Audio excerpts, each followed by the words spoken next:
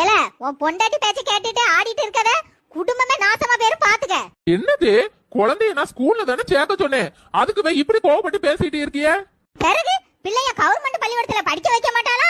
ஏதோ பெரிய பள்ளிக்கூடத்துல தான் படிக்க வைப்பாளா? 1 லட்சம் ஆகுமா? யாரடி காசு கொடுப்பா? ஏன் பிள்ளைக்கு அப்பா யாரு? உங்க பையன் தானே. ஏன் பிள்ளைய நல்ல ஸ்கூல்ல படிக்க வச்சா தேஞ்சா பேருவாரு? ஆமாடி, பணம் மரத்துல தானே காய்ச்சி கொட்டுது.